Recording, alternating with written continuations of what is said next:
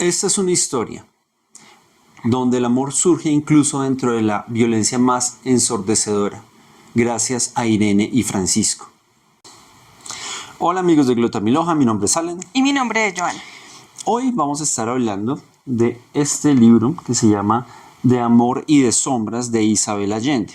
Entonces vamos a aprovechar un poco el frío bogotano que por fin volvió después de mucho tiempo para hablar de este libro que pues resultó bastante impactante para nosotros. Sin duda alguna contiene unas escenas y unas descripciones muy poéticas que le permiten a uno como lector adentrarse en una historia nacional, podríamos decirlo, Sí, claro.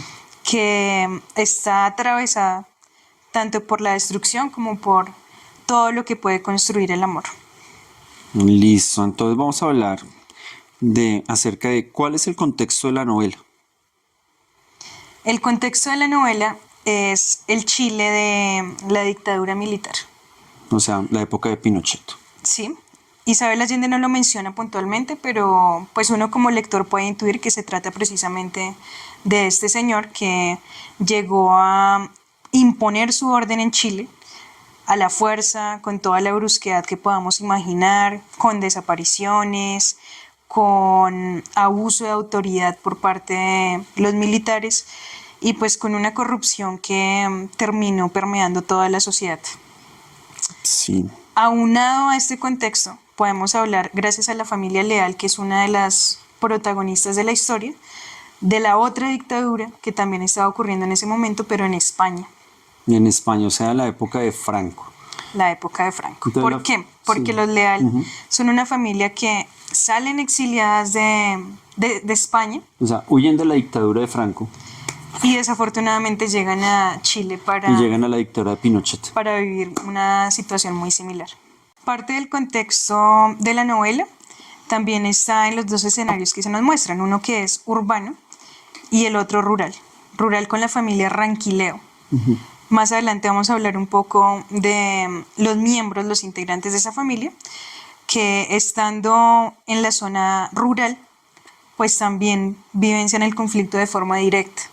Nos cuentan que muchos de sus vecinos fueron aprendidos por el ejército y que nunca se volvió a saber de ellos por el simple hecho de haberse adscrito a un sindicato.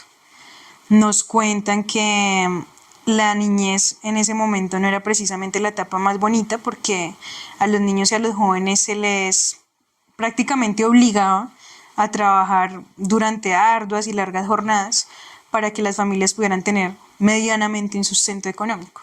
Junto con Irene, pues también vemos ese otro entorno del Chile de ese momento que es la ciudad propiamente, el entorno urbano en el que pues también se dan unos brotes de violencia bastante fuertes, también hay desapariciones, pero Irene tiene una particularidad, es que tiene una mamá que la forma prácticamente con los ojos vendados frente a la realidad de su país. Ella es más oficialista, ella piensa que en serio están haciendo algo bueno por su país. Sí, ella de hecho en muchos fragmentos del libro lo que hace es elogiar y alabar lo que están haciendo los militares, viéndolos como la salvación de la patria y como la única posibilidad de tener orden y de tener crecimiento como sociedad. El problema de las dictaduras, y cómo se evidencia la dictadura, es que no se puede expresar nada. Que era lo que pasaba acá, ¿no? Acá no podían decir sus opiniones.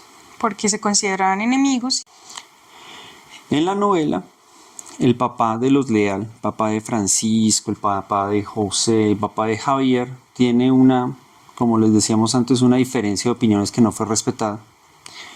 Y pues tiene que huir de España en la época de Franco, cae en un sitio donde él no se esperaba que hubiera también una dictadura que era la de Pinochet y sigue sin poder opinar. ¿Qué es lo que les pasa incluso no solo a él sino a los hijos en consecuencia? Bueno, el profe Leal, porque él era profesor de historia en España, tiene que salir de allí con su esposa que además pues tiene un bebé de brazos. Ellos tienen que huir en condiciones muy adversas de España porque los están persiguiendo. Él le apuesta en su momento al comunismo, ideas que se contraponían directamente con lo que se quería en la dictadura militar y por eso pues se refugian en Chile, con el infortunio, como tú ya dijiste, de llegar y encontrar también un país que está en dictadura en ese momento. Sí, y con un poder muy fuerte que se repite en la novela, que es la junta militar, ¿no? Sí. Es decir, como si usted cae ahí, no le cae bien a los de la Junta Militar. Se vuelve objetivo de guerra prácticamente. Y también no solamente la presión por las armas, sino también el tema de no dejarlo uno conseguir un empleo, no dejarlo moverse. Son tácticas sucias, a veces se ven más en lo civil, pero son tácticas sucias de encochinar a alguien sin darle la oportunidad a esa persona que se defienda y de esta manera pues también lacerar no solo su cuerpo, sino su imagen y por tanto llevarle a un destino desafortunado como en el caso de Javier. Javier es un biólogo prestante que trabaja para farmacéuticas muy importantes. En su momento tiene contratos de millones y millones. Vive junto con su esposa y sus 2 hijos muy acomodados, con todos los recursos necesarios. Pero cuando su papá pues es como fichado por el gobierno, empiezan a hacerle una persecución muy fuerte, hasta el punto que él tiene que irse de su trabajo. Y aún siendo muy bueno en lo que hace, pues las puertas se cierran en sus narices. Nadie lo acepta, todo el mundo empieza a rechazarlo. Él empieza a tener aprietos económicos hasta el punto de tener que volverse a vivir a la casa de sus papás, los Leal, que pues sí lo acogen con todo el cariño y el amor, pero eso no impide que él sienta sobre sí el fracaso más contundente. Sobre todo hay una escena que resulta bastante dolorosa para uno, y es cuando el hijo de Javier llega con unas monedas que ganó paseando los perros de las personas adineradas. Y Javier siente tanto dolor y tanto desconsuelo que ya no puede proveer a su familia. Sí, que ahí nos dicen que ya deja de hablar con todo el mundo. Y lo vemos obsesivamente en las reuniones familiares y en todos los momentos haciendo nudos con unas sogas, con unos lazos. Todo el mundo ahí como que se extrañaba, pero no iba a profundidad a ver qué era lo que estaba haciendo con esos lazos y por qué repasaba y repasaba tanto el anudar. Hasta que pues llega un fatídico momento en que él ultima sus días, aparece colgando de un árbol. Y pues hasta ese punto uno como lector e inclusive su misma esposa se da cuenta de por qué la obsesión con los nudos. Bueno, vámonos con otra pregunta que es, ¿qué símbolos aparecen en la narración? Hablábamos, por ejemplo, de la flor llamada No me olvides. Entonces, para contextualizar un poco este símbolo, hay un escenario que es la casa de Irene. La mamá de Irene, cuando su esposo decide irse con un amante por ahí y dejarla abandonada cuando Irene es todavía pequeña, se ven bastantes aprietos económicos. Ya dijimos que la señora es muy oficialista. Entonces a ella le interesaba seguir aparentando ante la sociedad que todo estaba bien, que ya no estaba pasando por ninguna necesidad. Y pues ella como que guarda las apariencias hasta el punto en el que puede. Pero hay un momento en que ya el dinero no le alcanza para seguir manteniendo ese nivel de calidad de vida. Entonces Irene la convence de que pongan en el primer piso de la casa, que según nos la describen es una casona gigante, muy bella, llena de ornamentos propios de la gente de la alta sociedad. Entonces ponen en el primer piso un ancianato o un hogar geriátrico. Llamado La Voluntad de Dios, ¿no? De ese nombre se burlaba bastante Francisco. Decía que estaba cargado de ironía, porque pues nadie, por más que lo quiera, se salva de llegar a la vejez. Entonces, al poner ese negocio, dice Irene que ayuden a las personas que se han quedado sin familia, que creo que eso también es bastante impactante para uno como lector, ver cómo estos viejitos que dieron su vida por la sociedad, que criaron familias enteras, están solos, están abandonados. Y que habían vivido en una época al menos con un atisbo de libertad, con libertades. Y están ahí encerrados. Y están ahí encerrados, rechazados por sus familias que en parte, muchas de esas familias aceptan la dictadura como los grandes salvadores. Entonces también se vuelve un símbolo, ¿no? Como metamos allá a todos los que alguna vez creyeron, eso es como del pasado, en las libertades, y acojamos las dictaduras. También es como un mensaje fuerte. Sí. Entonces, la mamá de Irene, al preocuparse tanto por las apariencias y demás, realmente no es una mamá muy cercana a su hija. No se da cuenta de cómo se siente Irene, de cuáles son sus expectativas de vida. Simplemente le quiere imponer el casarse con un primo del que ella dice que es su primer amor, llamado Gustavo Morante. Entonces la mamá dice como sí, cásense, le compra un montón de cosas para la boda como el ajuar, que pues se lo compra por allá en un lugar exclusivo. Y digamos que en compensación por esa madre como tan apartada y tan de apariencias, aparece un personaje que es bastante bonito, que se llama Rosa. Es algo así como la niñera o la cuidadora de Irene. Cuando Irene tiene por ahí unos 12, 13 años, ella ya en su memoria de adulta recuerda un suceso que le marcó para siempre, y es que un día llegó del colegio, se asustó muchísimo porque la casa estaba sola, pero además estaba todo así revolcado, desordenado, como que habían entrado a inspeccionar, que pues la causa de esa inspección fue precisamente su papá, que también era tildado de comunista y estaba siendo perseguido, pero pues que ya no vivía con ellas y el que no sabían hace bastante tiempo. Entonces ella entra muy asustada, muy impresionada con la escena y llega al baño. En el baño está Rosa, sentada pues en lo que llamamos como la taza del baño. Está con las piernas abiertas y tiene como la parte del abdomen y de la entrepierna completamente ensangrentada. Y en el piso hay un feto. Entonces Irene como que se acerca a Rosa, le pregunta qué es lo que ha pasado, y Rosa le dice que es un bebé que cayó del claraboyas. Irene pues no cree en eso porque ella ya Es a esa grande. edad sabe de dónde vienen los bebés, como se dice. Entonces Rosa lo que quería era deshacerse de este cuerpito, echándolo en una bolsa negra y botándolo a la basura. Pero Irene le dice pues que siendo un bebé merece una cristiana sepultura. Y ahí es donde aparece la flor, no me olvides. Entonces lo llevan a lo que sería el patio del primer piso, es decir, donde está ubicada la voluntad de Dios, y le hacen una pequeña tumba. Encima de esa tumba plantan una flor de no me olvides, y va a ser un símbolo bastante importante para el desarrollo de la novela, porque más adelante aparece una escena en medio del desconcierto, en medio de tanta agresividad, de tanta violencia, en la que Rosa le manda a decir con Francisco a Irene que la planta de no me olvides ha vuelto a florecer. Entonces ahí es como un símbolo de esperanza, porque además de este cuerpecito chiquito que está allí, luego Rosa, cuando ya están persiguiendo a Irene porque colabora desenmascarando un asunto del que ya vamos a hablar, que resulta bastante cruento, lo que sucede es que entran los militares a inspeccionar nuevamente la casa de Irene, esta vez persiguiendo pistas sobre lo que ella hacía como periodista, y ultiman los días de una perrita que se llamaba Cleo, que era como una mascota muy querida de Irene. Listo. Entonces lo que hace Rosa es, junto con su bebecito, pues enterrar allí a la perrita Cleo.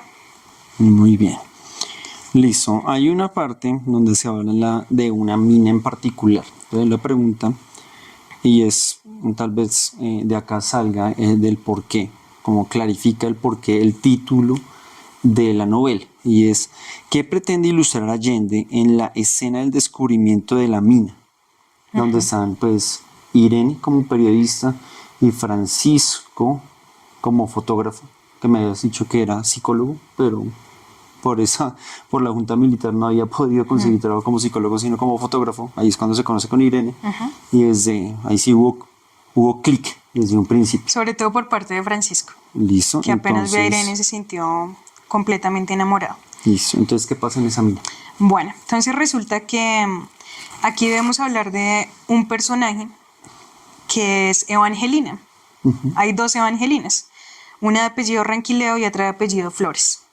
¿Qué particularidad tienen ellas? Que cuando nacieron, las dos mamás estaban en un hospital recibiendo pues no muy buena atención médica, no era precisamente la mejor atención. Las bebés son intercambiadas. Entonces la que naturalmente era la niña Evangelina Flores termina siendo Evangelina Ranquileo y viceversa. Cada una se va con una familia trocada, cambiada, por cuestiones de azar, por cuestiones del destino. Las mamás, como no pueden hacer legalmente el asunto de cambiar los nombres y los registros y demás, porque el hospital lo que hace es tratarlas a patadas y decirles que antes agradezcan que las atendieron, entonces deciden, no, pues dejemos cada una de las niñas con la familia que quedó, por suerte, y criémoslas de buena manera. Las mamás llegan a un acuerdo que es volverse comadres y sacar a esas niñas adelante. Entonces, la niña Evangelina Ranquileo Tiene... Que viene a ser como la niña más pobre aquí de la operación. Sí, ya hablamos un poco de los Ranquileo. Acuérdense que dijimos que están ubicados en un contexto rural bastante marcado por toda la violencia que se vivía en ese entonces. ¿Mm? Entonces, la niña, además de toda esta situación económica precaria, llega a una edad en la que, después de un hecho que llamaron en la novela la Convención de las Ranas, imagínate tú un montón de ranas llenando todo el camino Marchando. y croando todas a la vez. Entonces, desde que sucedió eso en el pueblo de los Ranquileo, empieza Evangelina a tener unos ataques muy extraños. Le daban justo a mediodía, se movía todo lo que había alrededor de ella y los animales empezaban a quejarse, a aullar, a maullar. La gente empezó a decir que también en ese momento, si le pedían con mucha fe y con mucha devoción un milagro a Evangelina, se los hacía. Entonces Irene se entera de esto, está buscando una noticia impactante porque ella trabaja en una revista y Francisco, ya como tú lo anticipaste, pues es su fotógrafo. Entonces se enteran de esta chica que pues tiene una historia bastante particular y se van a hacer el reportaje. Sí. Pero entonces acá viene como otra patita del gato. Pradelio Ranquileo sí es un hijo biológico de los Ranquileo. Cuando llega Evangelina a la casa de ellos, él sabe que ella no es hermana biológica. Y desde casi que eran niños, él siente una atracción física por esta mujer. Y cuando ella va creciendo, pues mucho más. Él inclusive es golpeado por sus padres cuando se dan cuenta que como que está teniendo una cercanía física que no es la de unos hermanos con esta niña. Sin embargo, él no puede reprimir este sentimiento. Inclusive, como una medida desesperada, se va a prestar el servicio militar a ver si se logra sacar a esta mujer de la cabeza, pero no puede, no lo logra. Él comete un error y es contarle a su superior, Juan de Dios Ramírez. Él lo tiene como un soldado que es obediente, que está muy bien para tenerlo ahí como su mano derecha. Y cuando le cuenta toda esta historia de Evangelina, como que lo miró desde el principio con desconfianza. Entonces lo que hace Juan de Dios Ramírez es ir a ver qué es lo que pasa con esta muchacha.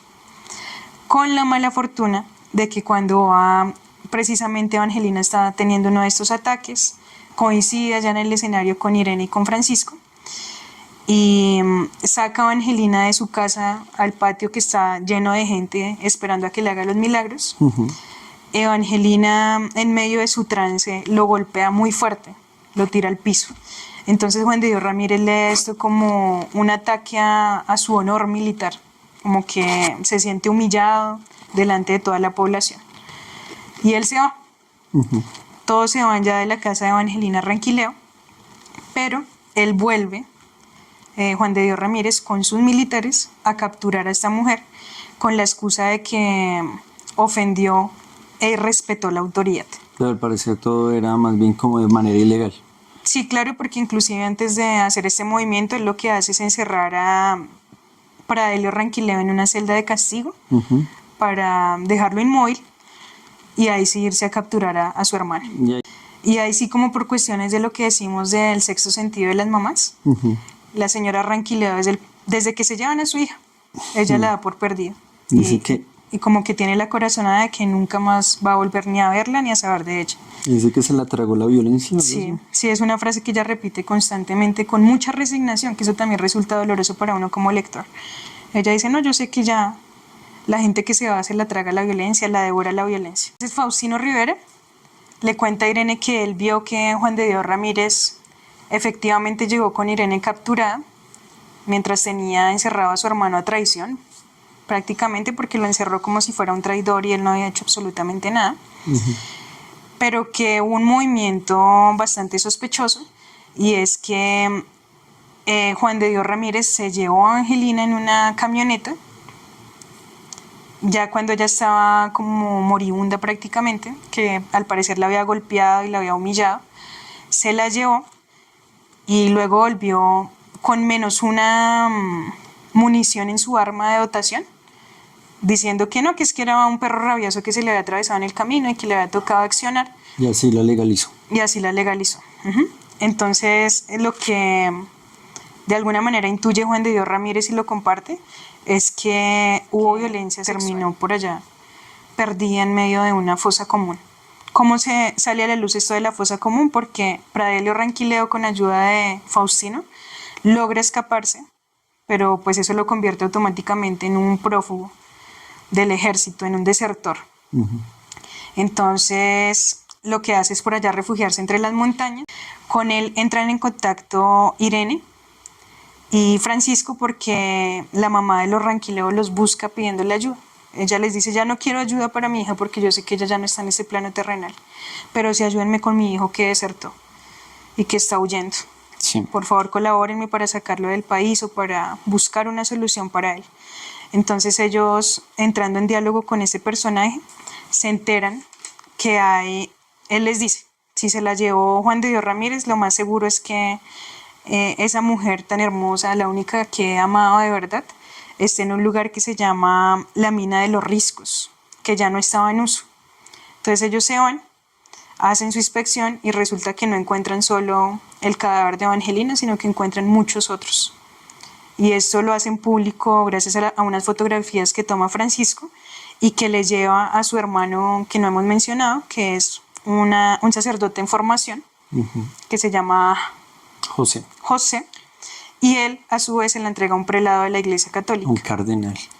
Y esto se ve porque se habla de la Iglesia Católica, porque en la Iglesia Católica parece estar de alguna manera blindada frente a la dictadura, porque los militares todavía como que le tienen cierto recelo o cierto respeto. Yo no creo que ellos tengan respeto, más bien es un recelo por la Iglesia. Entonces ellos son los que hacen a la final la denuncia, ¿no? Bueno, pero ¿qué pasa? Cuéntanos un poco más sobre la escena en la mina entre Irene y Francisco cuando descubren eso. Sé que ven, están impactados, salen. Sí.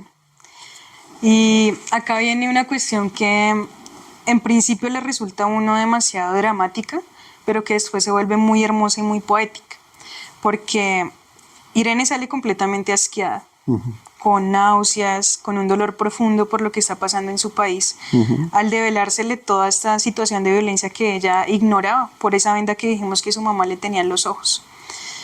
Y Francisco pues sale también en una situación de bastante estremecimiento, pero al ver a Irene tan indefensa, como tan débil, siente que al fin puede materializar ese amor que sintió por ella desde el primer momento en que la vio.